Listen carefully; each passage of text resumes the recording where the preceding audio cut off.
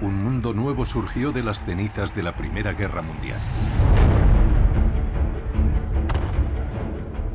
En Alemania un imperio se hundió y fue reemplazado por una república que no podía durar. Alemania estaba en un estado terrible. Hiperinflación, crisis económica, inestabilidad política, todo. En medio del caos, Alemania se volvió hacia un hombre.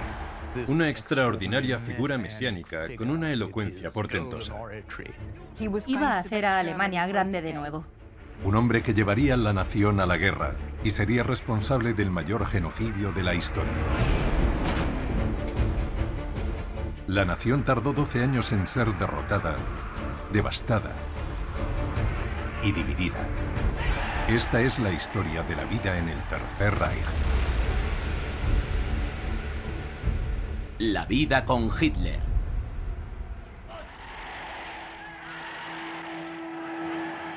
...1936... Hitler llevaba 3 años en el poder y había transformado Alemania.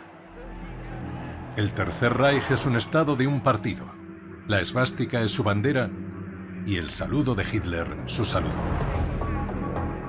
Por delante hay años de éxitos diplomáticos, expansión territorial y la mayor guerra que el mundo ha conocido. La Comunidad Popular, 1936-1940. Los Juegos Olímpicos de Berlín del verano de 1936 son muy recordados en la historia del Reich. Pero la historia de 1936 en Alemania no comienza en un campo de atletismo, sino en unas pistas de esquí. Los Juegos Olímpicos de Invierno de 1936 tuvieron lugar aquí, en la estación de esquí de Garmisch-Partenkirchen, en Baviera. Fue la oportunidad para presentar el nuevo régimen a nivel internacional. La idea de que mucho había cambiado desde 1933 en adelante, que esta potencia derrotada en 1918 ahora se había convertido en una potencia mundial muy admirada en la época. Hitler inauguró los Juegos Olímpicos el 6 de febrero, finalizaron el 16 y menos de 3 semanas después envió tropas a Renania. Renania había sido desmilitarizada desde el Tratado de Versalles de 1919. El ejército alemán no tenía permitido entrar en esta zona. Francia lo consideró un acto hostil por parte de Alemania. El 7 de marzo de 1936, las tropas alemanas cruzaron el puente Hohenzollern aquí, en Colonia. Y no encontraron ninguna oposición de las fuerzas locales británicas ni francesas. Esto fue un enorme triunfo para Hitler y reforzó su legitimidad. Gran Bretaña o Francia podrían haber respondido militarmente y sin duda habrían ganado. Aquellos que cruzaron el Rin habían llevado órdenes selladas con instrucciones de dar la vuelta si eran desafiados. Hitler afirmó que si los franceses hubieran marchado hacia el Rin, tendríamos que habernos retirado con el rabo entre las piernas. Pero nadie los desafió. Gran Bretaña y Francia no estaban dispuestas a arriesgar una guerra. El ejército alemán no volvería a llevar órdenes como esas. Pero en los siguientes pasos siempre hubo una cierta desconfianza en el pueblo alemán. ¿Cuánto tiempo tolerarían otras naciones estas medidas del líder nazi? Uno de los temas constantes que encontramos en los informes de la opinión pública, que el partido nazi y el régimen nazi recopilaban con mucha meticulosidad, era: si queremos todo lo que Hitler nos ha prometido, queremos la revisión del Tratado de Versalles, pero no queremos otra guerra. El hecho de que Hitler estuviera jugando con fuego y estuviera saliendo impune de ello, hizo pensar que Alemania se dirigía hacia una guerra. La guerra y el nacionalsocialismo van de la mano. Son inseparables. Los nazis se habían estado preparando para esto desde que asumieron el poder. Hitler había estado reforzando el ejército en secreto desde que se convirtió en canciller y ya en 1935 había reintroducido el servicio militar obligatorio, violando el Tratado de Versalles. Pero en agosto de 1936, los planes militares de Hitler quedaron clarísimos con el inicio del Plan de los 4 años. El Plan de los 4 años, iniciado en 1936, es, en muchos sentidos, un momento clave en la historia económica del Tercer Reich. Es el momento en el que Hitler y el Estado nazi lo apuestan todo por el rearme. preparando a la economía alemana para la guerra y la expansión. La única ambición de Hitler en el ámbito económico era el rearme. Quería que Alemania fuera una nación rearmada fuerte, por lo que la economía tenía que servir a ese propósito. El ministro de Economía alemán durante los 3 primeros años del Estado nazi, Hjalmar perdió poder en este momento, y el plan de los 4 años se entregó a Hermann Göring, que no era ningún economista, solo era un miembro destacado del Estado nazi. El mayor énfasis se puso en una transición hacia la producción de artículos militares y en hacer a la economía alemana más autosuficiente y menos dependiente de las importaciones de otras partes del mundo. Ahora la fuerza de trabajo pasó a un segundo lugar. Los salarios, por ejemplo, no iban a la par que la inflación, por lo que la calidad de vida de los alemanes no aumentó al ritmo que les habían llevado a esperar.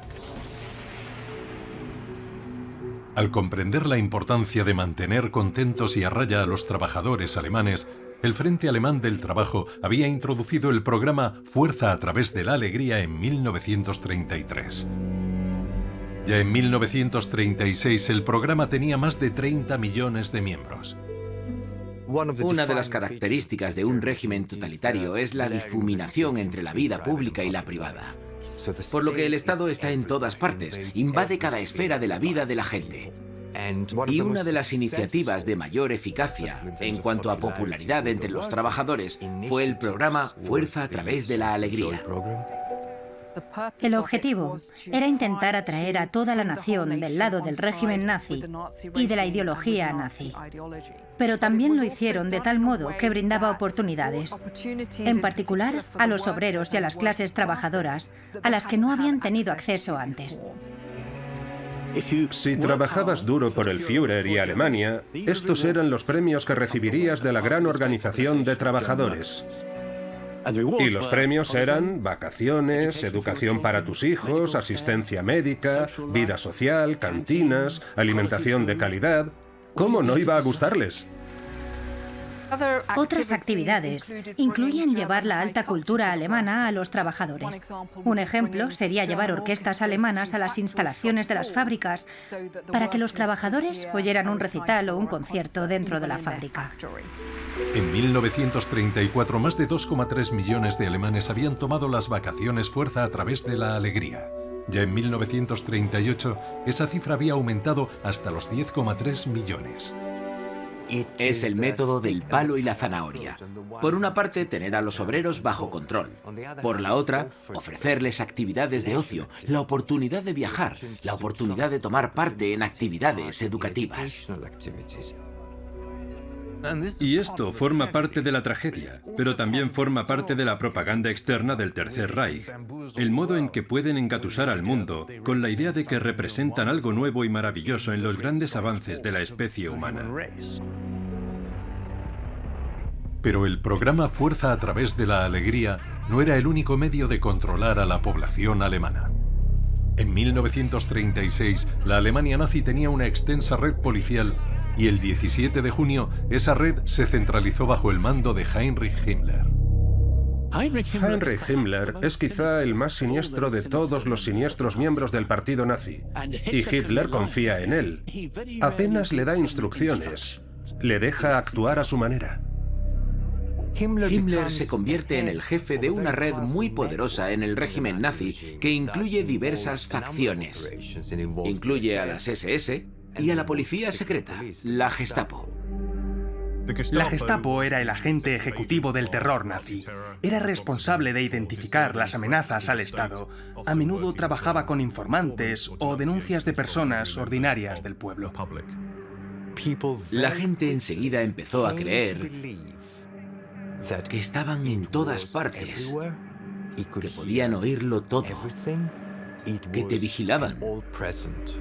Una organización monstruosa y omnipresente. Ahora sabemos que, en realidad, la Gestapo era una organización más bien pequeña y no muy bien engrasada. En 1937 había 7.000 agentes de la Gestapo a tiempo completo para 65 millones de alemanes. Y ese fue uno de los mayores éxitos de la propaganda nazi, que infundiera miedo a algo como la Gestapo, la idea de que el régimen estaba vigilando a todo el mundo. La propaganda es muy efectiva. La gente internaliza la ideología. Si puedes convertir a cada ciudadano en un policía, ¿para qué tener verdaderos policías? Ya en 1936, el sistema educativo se había convertido en una herramienta importante de la propaganda nazi. Los nazis intentaron introducir la propaganda en todos los aspectos de la vida educativa. Muchos libros de texto fueron reescritos para que encajaran en las narrativas nazis sobre la raza. Por ejemplo, sobre la discapacidad. Había varios problemas matemáticos horribles que los niños alemanes tenían que resolver. Si hace falta X marcos para mantener a un enfermo mental en una institución, ¿cuántas casas para jóvenes familias podían construirse con ese dinero? A los estudiantes les enseñaban qué significaba ser ario, ser nórdico, qué aspecto tenía un cráneo nórdico. Los libros de texto de geografía representaban a Alemania como una nación sin espacio, para enseñarles el concepto de superficie vital que los nazis estaban intentando conseguir para tener una nación alemana fuerte, que sería populosa y capaz de expandirse. En estos términos se enseñaba la geografía. A los alumnos les inculcaban que los judíos eran malignos. Les enseñaban mediante la ciencia racial por qué eran una raza inferior. En 1936, el currículo alemán también cambió para incluir un mínimo de 2 horas de educación física al día.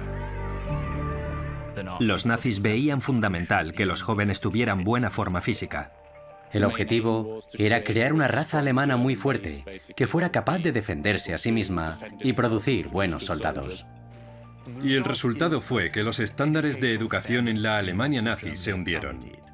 Tanto fue así que el ejército alemán se quejaba del problema de encontrar candidatos para oficiales, de encontrar personas con una educación lo bastante buena como para ser oficiales del ejército.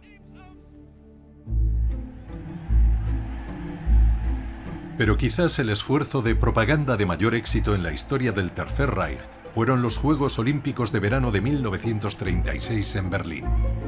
En cierto modo, esto fue el apogeo de todo el Tercer Reich. Este fue su gran momento. Y Hitler y el régimen nazi querían exhibir ante los extranjeros lo que habían conseguido. Por lo que hicieron enormes esfuerzos para organizarlos de maravilla. Y los alemanes son muy buenos en eso. Los Juegos Olímpicos se inauguraron el 1 de agosto en un Berlín muy organizado. Todo estaba impecable.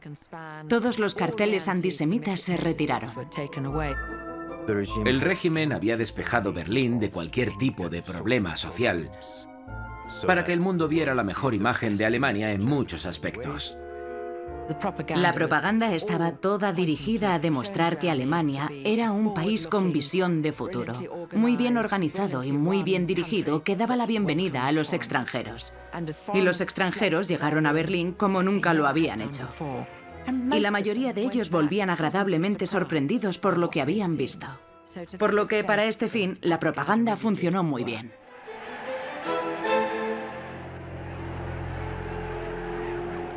Alemania también dominó el número de medallas aquel año, con 33 de oro y 89 en total. Pero uno de los aspectos interesantes de estos Juegos Olímpicos de 1936, los Juegos de Hitler como los llamaron, fue el éxito de los atletas afroamericanos. Lo que por supuesto no formaba parte del plan de Hitler. La multitud adoró a Jesse Owens. Solían gritar "Owens, Owens" cuando se presentaba, pero hubo muchos otros atletas negros que obtuvieron logros. Tras los Juegos Olímpicos, la prensa estadounidense los entrevistó y ellos dijeron: no hemos visto a los sucios nazis, solo hemos visto alemanes.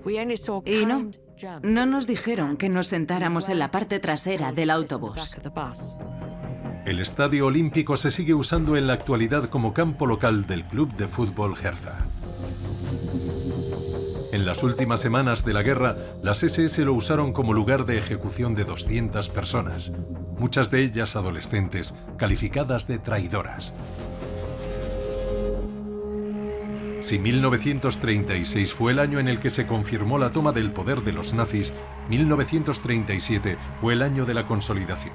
El afianzamiento de todos los alemanes auténticos en la comunidad popular, la Volksgemeinschaft. La idea del Partido Nacional Socialista era crear una comunidad nacional y un pueblo unificado, siguiendo la voluntad del Führer. La Volksgemeinschaft hacía referencia a una comunidad que estaba unida por sus vínculos de sangre y de suelo. Decían que tenían algo en común, que iba más allá de la cultura, el idioma o la identidad, que era algo inmutable. Por una parte, era una oferta de integración, incluso para esas personas que se mantenían en los márgenes políticos, que quizá habían sido socialdemócratas, les ofrecían unirse a la comunidad popular, siempre que fueran leales al sistema y trabajaran de acuerdo a las expectativas. Y por otra parte, muchos fueron excluidos. No se pueden adquirir rasgos raciales, lo que quiere decir que aquellos que no pertenecían a este grupo racial fueron excluidos. Antes de 1937, dos acciones confirmaron la ideología racial en el centro del nacionalsocialismo. Y cada una a su manera comunicó a los alemanes lo que iba a ser lo más importante en los años siguientes. El primer cambio se introdujo en 1935 con las leyes de Nuremberg, que constaban de dos leyes o directrices. La primera se llamaba Ley de la Ciudadanía del Reich, y esta fue la ley que, en esencia, les quitó a los judíos el estatus de ciudadanos. Solo los alemanes de sangre alemana eran ciudadanos de pleno derecho en este nuevo Reich. Y la segunda se llamó la Ley para la Protección de la Sangre y el Honor Alemán. Y esta era la ley que prohibía las relaciones sexuales y el matrimonio entre judíos y arios. Al anunciar las leyes aquí en el mitin de Nuremberg de 1935, Hitler declaró: detrás de las leyes está el Partido Nacional Socialista y con él, y apoyándolo, está la nación alemana. El lenguaje que usaron estaba basado en torno al concepto de que la nación alemana era un cuerpo, a la manera de un cuerpo humano físico. Y los judíos eran una enfermedad. ¿Qué se hace con una enfermedad? Te libras de ella, encuentras una cura. Esta especie de metáforas establecen una serie de, entre comillas, pasos lógicos que tienen que darse para hacer que la nación alemana vuelva a ser un cuerpo saludable.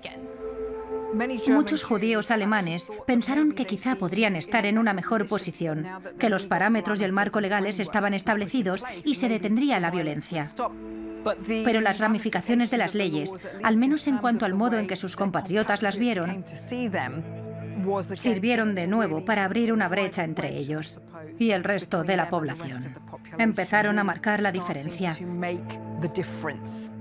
El aislamiento y la verdadera segregación llegó cuando se promulgaron esas leyes. Más de 400 decretos racistas y antisemitas se promulgaron durante el mandato de Hitler.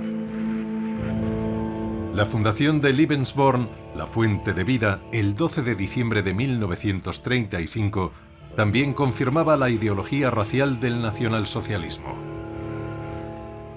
Los hogares Lebensborn eran hogares donde se iba a crear una raza superior, una presunta raza nórdica o aria, como la llamaban los nazis. Seleccionaban a las mujeres que cumplían los requisitos raciales de los nazis para que parieran y criaran niños en los hogares Lebensborn, aunque esos niños fueran ilegítimos. Por lo que esos hogares eran semilleros de reproducción racial. El programa comenzó siendo una institución de atención para las esposas de los oficiales de las SS.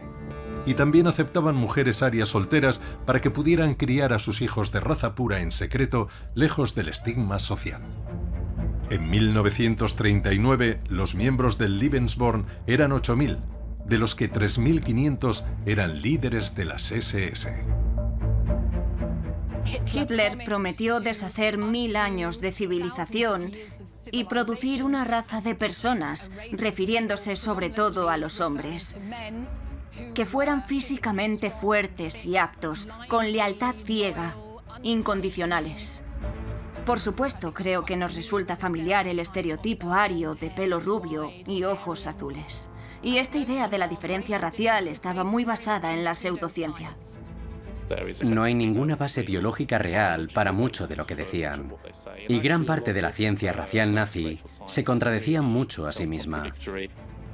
Muchos de los nazis de las élites de alto rango no encajaban en el molde de lo que significaba ser ario. De hecho, unos cuantos tenían sobrepeso, eran bastante rechonchos, tenían defectos físicos también en algunos casos. El término ario era tan amplio y vago que más o menos era una realidad reconocida que la inmensa mayoría de las personas no encajaba en ese molde. Otra ironía más de la vida en el Tercer Reich es que la mayoría de los alemanes eran cristianos. Ya en 1939, 2/3 de la población alemana estaban inscritos en alguna organización de masas del partido nazi. Pero un número mayor, el 94%, aún se identificaba como miembro de la Iglesia protestante o católica. El cristianismo era una parte central de la vida para los alemanes. Alemania era una comunidad cristiana. Casi todos los alemanes bautizaban a sus hijos. La mayoría se casaba por la iglesia y casi todos, cuando alguien moría, organizaban un funeral cristiano también. En cuanto a cómo coexistía eso con el nazismo, es muy complejo. El cristianismo para Hitler, digamos que también para Himmler, no era algo que, desde su punto de vista, ayudara al pueblo alemán a prepararse para la guerra. Pero sabían que el alemán era en general un pueblo cristiano y sabían que no era realista esperar que los alemanes abandonaran el cristianismo de repente. E intentaron influir en la vida religiosa de manera que encajara en la comunidad nazi racista. Pero verdaderamente no con el fin de erradicar el cristianismo en su conjunto. Una de las ideas más importantes que se ven con mayor frecuencia en la propaganda nazi es la noción de que los judíos crucificaron a Jesucristo y eso justificaba la idea de que los judíos eran malvados. Y en cada congregación había un acompañante nazi que escuchaba el sermón e informaba del sacerdote si trataba de predicar contra la doctrina nazi. Pero yo sostendría que la visión global es que el Estado nazi quería que los cristianos pudieran apoyar el régimen nazi. En general, querían evitar el conflicto excesivo entre la Iglesia y el Estado, sobre todo durante los años de la Segunda Guerra Mundial, cuando preservar la unidad del frente doméstico era la prioridad clave. En 1937, al arquitecto de Hitler, Albert Speer, se le encomendó la tarea de transformar Berlín, de la metrópolis en expansión que era, a Germania, una deslumbrante nueva capital para el pueblo alemán. Y estos planes captan la contradicción esencial en el centro del nacionalsocialismo.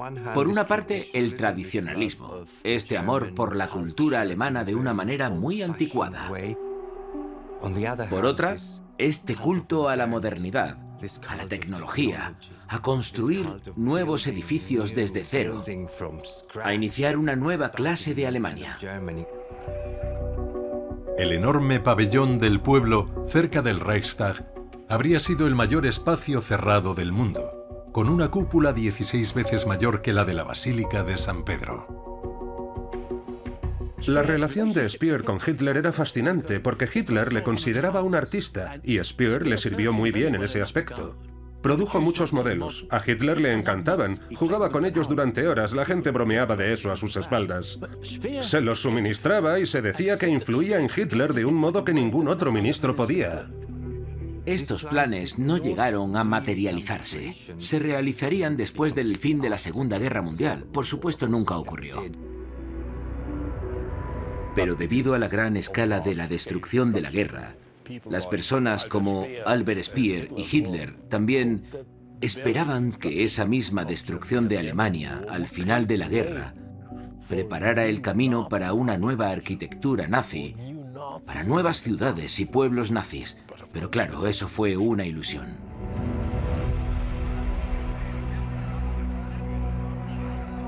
1937 fue también un año de exposiciones, diseñadas para formar a la comunidad popular en los valores alemanes apropiados. En 1937 hubo 2 exposiciones de arte organizadas en Múnich. Y estaban muy conectadas entre ellas de una manera deliberada. Eran un reflejo la una de la otra.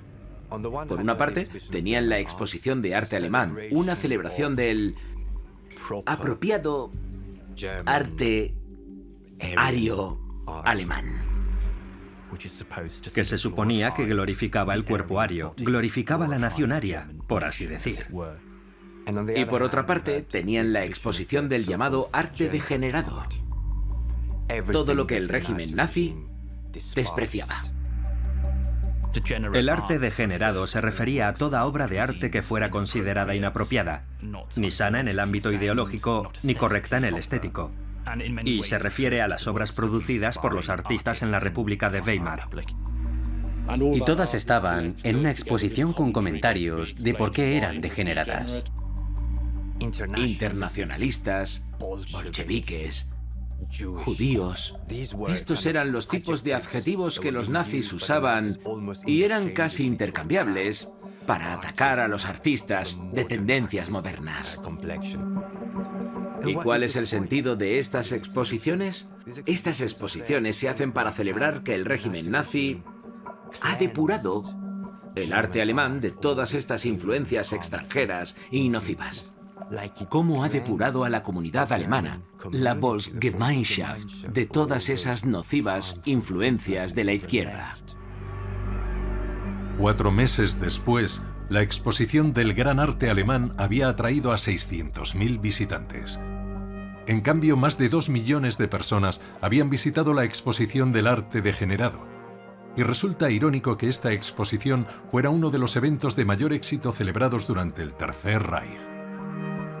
Y a pesar de los profundos cambios que habían ocurrido, la Alemania nazi seguía siendo un destino popular para los turistas internacionales.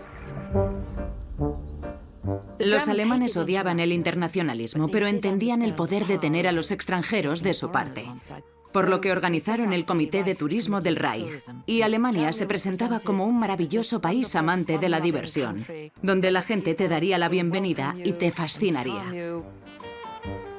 Renania era muy popular entre los británicos porque era muy fácil llegar hasta allí.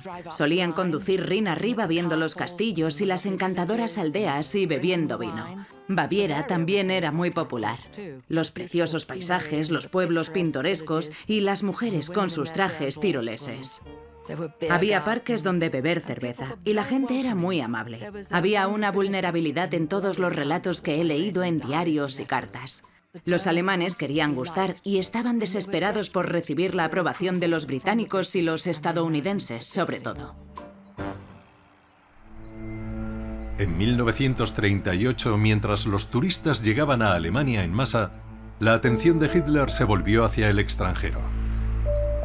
El 12 de marzo, soldados del 8º Ejército de la Wehrmacht cruzaron la frontera con Austria en un suceso conocido como el Anschluss.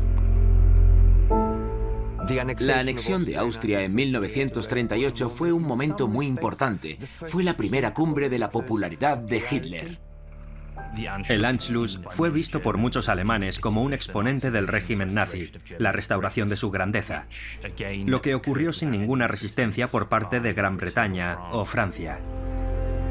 En lugar de encontrar alguna oposición, las fuerzas alemanas fueron recibidas con vítores mientras ocupaban el país. El hecho de que estuviera eliminando las restricciones del Tratado de Versalles una por una, sin guerra alguna, fue muy apreciado por los alemanes. Y para Hitler tuvo un gran significado personal porque él había nacido y crecido en Austria. El 15 de marzo, tras visitar su ciudad natal de Braunau am Inn, Hitler llegó aquí, a Viena, entre el clamor de la multitud. El simbolismo del Anschluss, el desfile de Hitler en Viena y las multitudes entusiastas llenando las calles a ambos lados es, sin lugar a dudas, un momento culminante en el mito de Hitler durante esa época. En un discurso ante 200.000 austríacos eufóricos reunidos aquí, en la Heldenplatz, Hitler declaró: como líder y canciller de la nación alemana y el Reich, anuncio a la historia alemana la entrada de mi país natal en el Tercer Reich. Tuvo lugar un plebiscito de manera retroactiva confirmando la anexión el 10 de abril. El 99,08% de los alemanes y el 99,75% de los austríacos votaron por el Anschluss.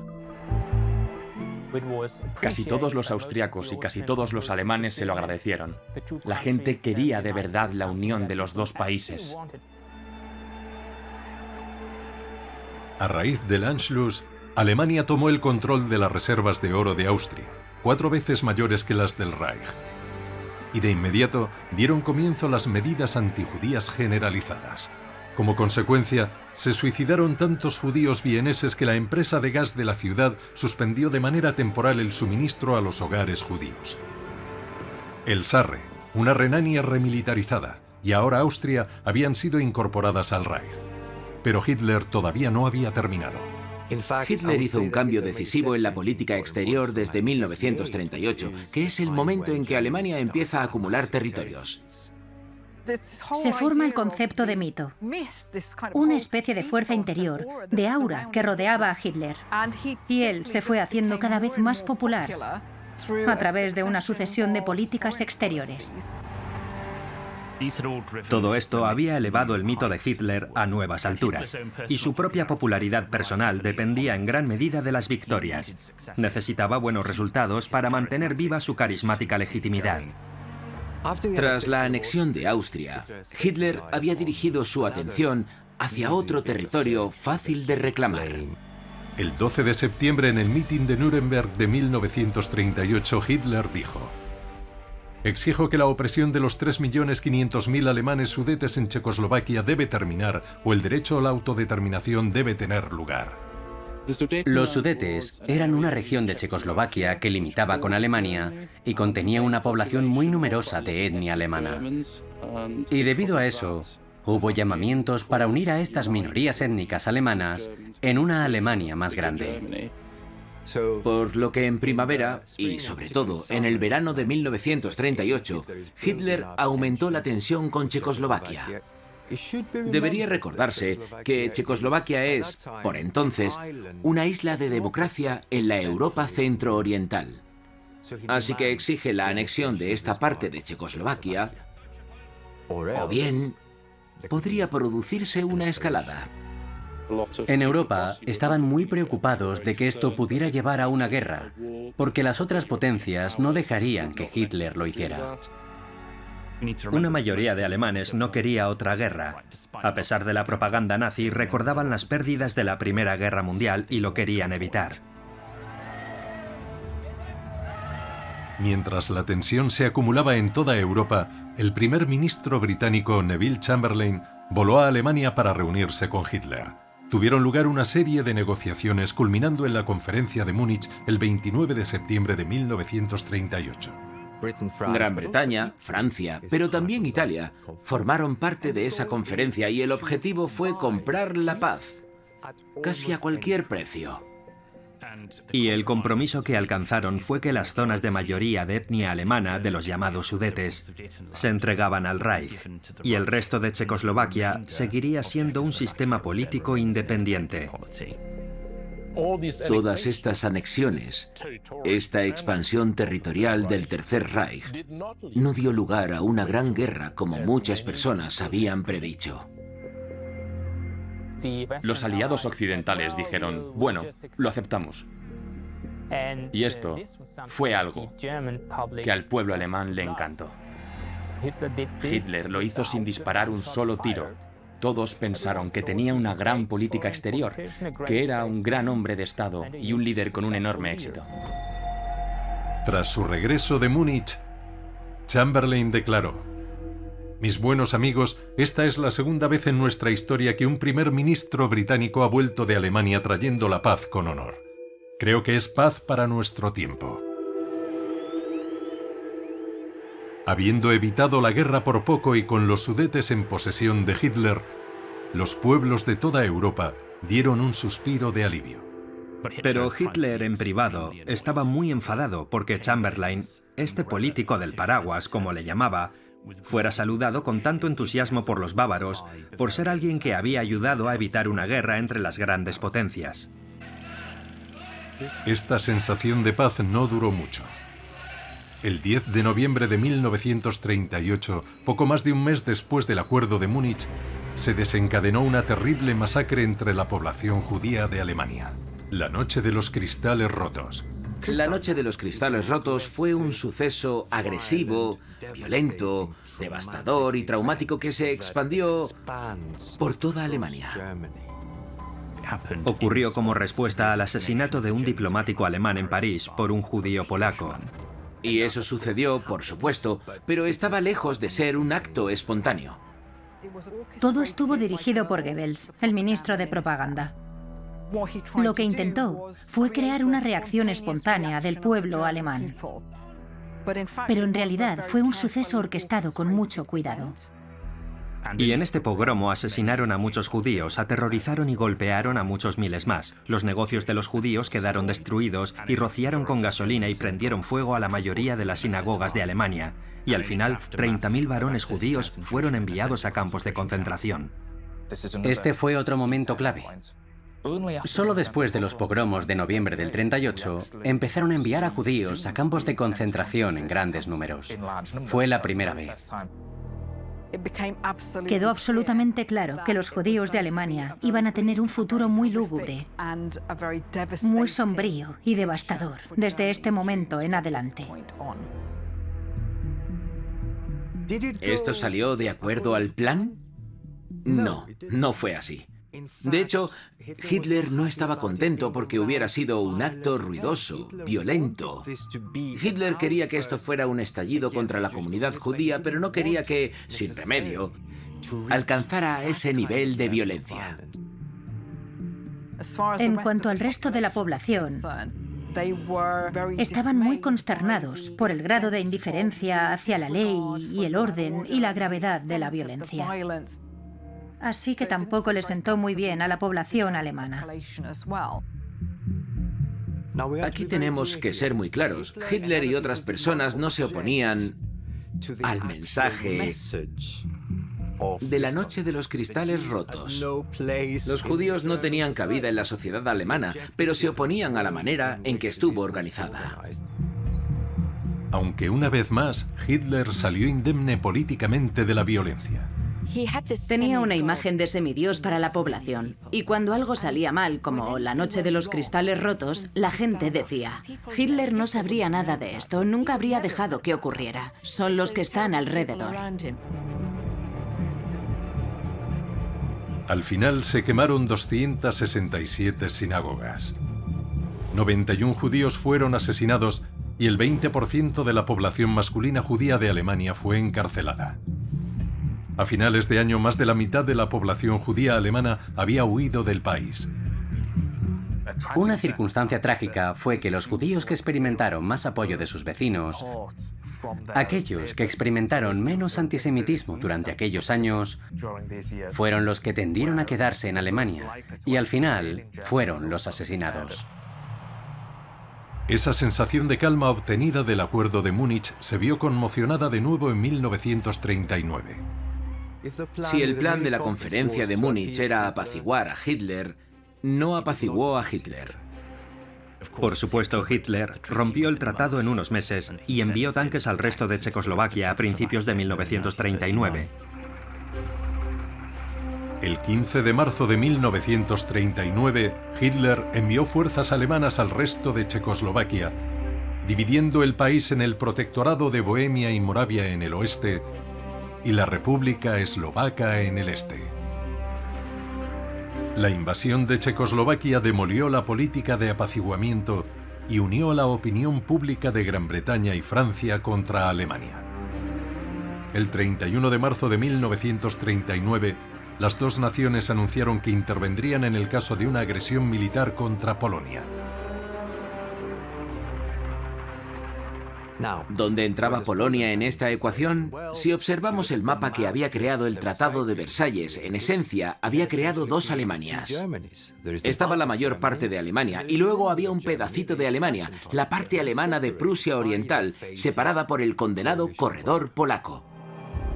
En ese corredor polaco destacaba una ciudad llamada Danzig. Había varios grupos étnicos alemanes viviendo allí, y la propaganda nazi había dicho con mucha efectividad que uno de los objetivos de Alemania era unir a los grupos hablantes de alemán. Y ese corredor polaco estaba impidiendo a Alemania conseguir ese objetivo.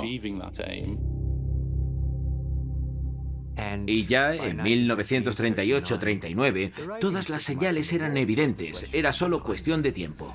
La movilización estaba ahí, estaba claro que, más o menos, Hitler ya había tomado la decisión. Era una cuestión de cómo poder hacerlo sin enemistarse con las potencias extranjeras.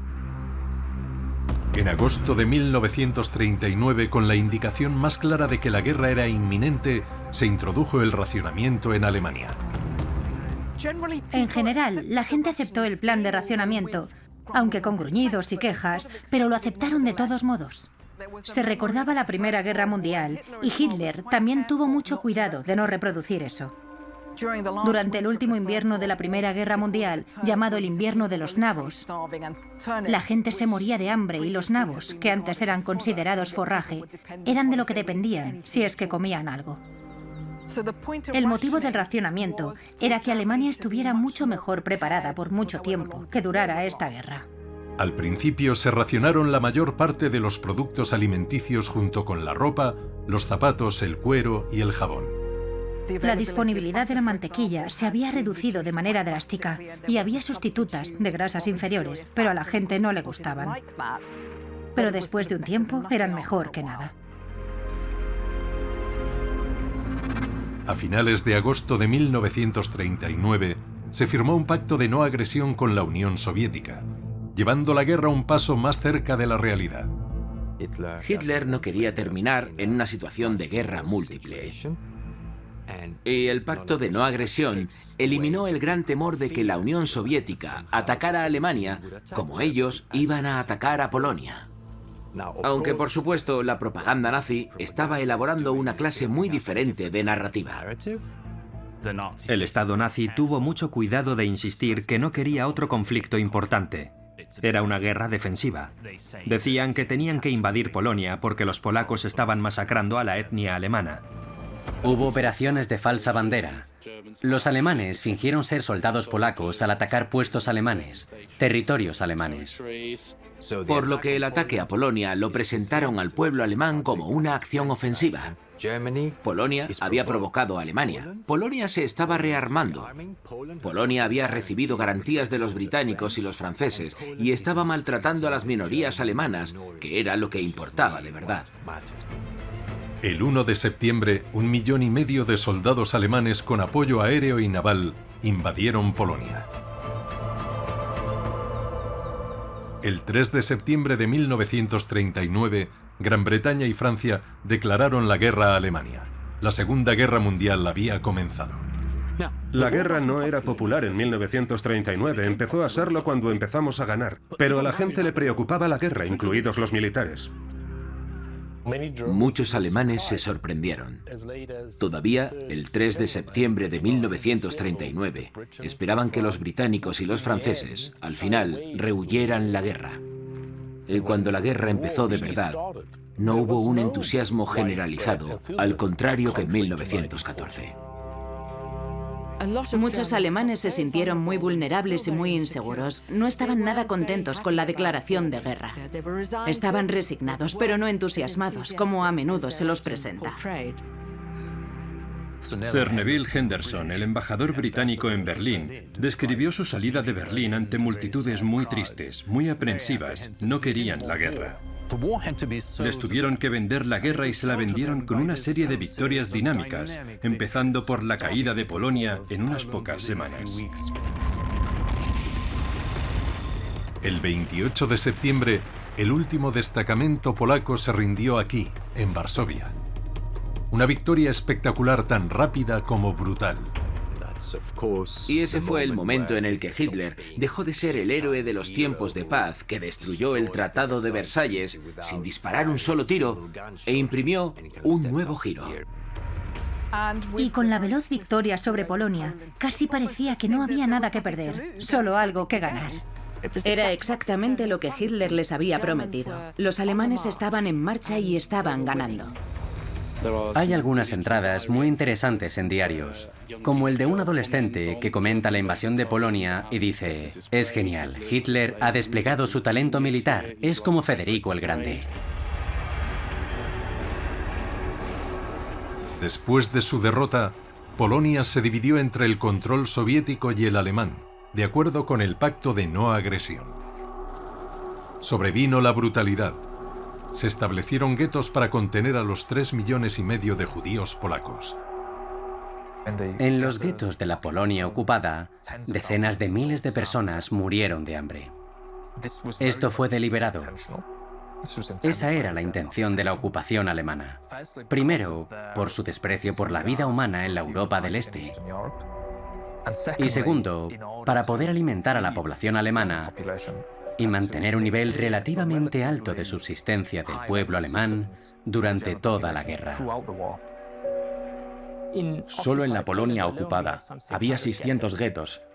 En el gueto de Varsovia, las condiciones de vida eran un inmenso desastre.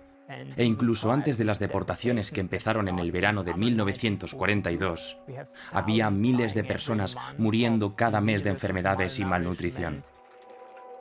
Fue un genocidio anterior al propio exterminio.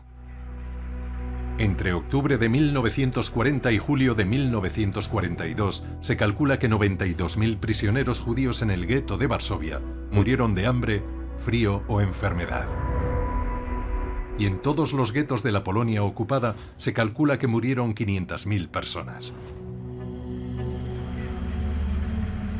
Pero en Alemania el impacto inmediato de la guerra fue ligero. Entre septiembre de 1939 y mayo de 1940 era fácil olvidar incluso que había una guerra. La vida era muy normal. No pusieron a Alemania en pie de guerra total. Sí, había racionamiento y siempre había alguien haciendo sonar una caja esperando una contribución. Pero la vida seguía su curso. La población alemana no sufrió mucho en las primeras fases de la guerra.